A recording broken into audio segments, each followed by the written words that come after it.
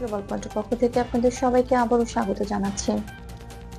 আন্তর্জাতিক রাজনীতিতে আবারও আলোচনার কেন্দ্রে উঠে এসেছে গ্রিনল্যান্ড। যুক্তরাষ্ট্রের সাবেক প্রেসিডেন্ট ডোনাল্ড ট্রাম্পের মন্তব্য ঘিরে নতুন করে প্রশ্ন উঠছে, গ্রিনল্যান্ড নিয়ে আসলে কি ভাবছে ওয়াশিংটন। হোয়াইট হাউসের পক্ষ থেকে আগেও জানানো হয়েছিল গ্রিনল্যান্ড কেনার বিষয়টি যুক্তরাষ্ট্রের বিবেচনায় ছিল। সাম্প্রতিক সময়ে ট্রাম্পের বক্তব্যে আবারও ইঙ্গিত পাওয়া যায় যুক্তরাষ্ট্র গ্রিনল্যান্ডকে গুরুত্বপূর্ণ একটি অঞ্চল হিসেবে দেখে। তার ভাষ্য অনুযায়ী যুক্তরাষ্ট্রের নিরাপত্তা ও ভবিষ্যৎ পরিকল্পনায় গ্রিনল্যান্ডের ভূমিকা রয়েছে বলে তিনি মনে করেন। তবে আন্তর্জাতিক সংবাদ মাধ্যমগুলো স্পষ্ট করছে এসব মন্তব্য মূলত রাজনৈতিক বক্তব্যের মধ্যে সীমাবদ্ধ। রয়টার্স, বিবিসি ও সিএনএন এর প্রতিবেদনে বলা হয়েছে গ্রিনল্যান্ডের যুক্তরাষ্ট্রের অংশ নেওয়ার বিষয়ে কোনো আনুষ্ঠানিক আলোচনা, চুক্তি বা কূটনৈতিক প্রক্রিয়া বর্তমানে নেই। বিষয়টি বাস্তব সিদ্ধান্তের পর্যায়ে পৌঁছায়নি। এদিকে ডেনমার্ক সরকার ও গ্রিনল্যান্ডের নেতৃত্ব একেবারে পরিষ্কার অবস্থান নিয়েছে। ডেনমার্কের প্রধানমন্ত্রী প্রকাশ্যে জানিয়েছেন গ্রিনল্যান্ড বিক্রির প্রশ্নই ওঠে না। তিনি বলেছেন গ্রিনল্যান্ড একটি স্বশাসিত অঞ্চল এবং এর ভবিষ্যৎ নির্ধারণের অধিকার একমাত্র সেখানকার জনগণের।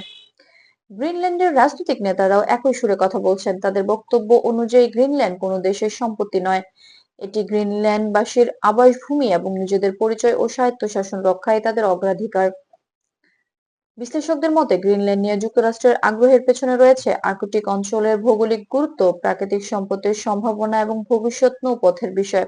জলবায়ু পরিবর্তনের কারণে আর্কটিক এলাকায় নতুন বাস্তবতা তৈরি হচ্ছে, যা বৈশ্বিক শক্তিগুলোর নজর কেড়েছে।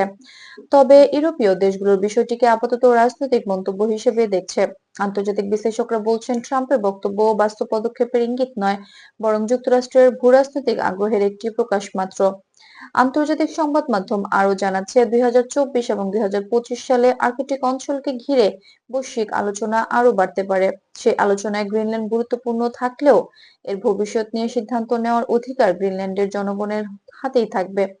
এই অবস্থান আন্তর্জাতিকভাবে স্বীকৃত।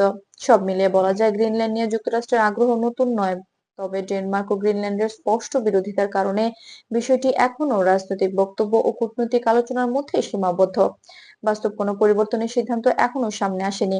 গ্লোবাল পয়েন্টের সঙ্গে থাকুন। বিশ্ব রাজনীতির গুরুত্বপূর্ণ ও যাচাইকৃত খবর জানতে ভিডিওটি ভালো লাগলে লাইক দিন, শেয়ার করুন আর নিয়মিত আপডেট পেতে গ্লোবাল পয়েন্ট চ্যানেলটি সাবস্ক্রাইব করতে ভুলবেন না।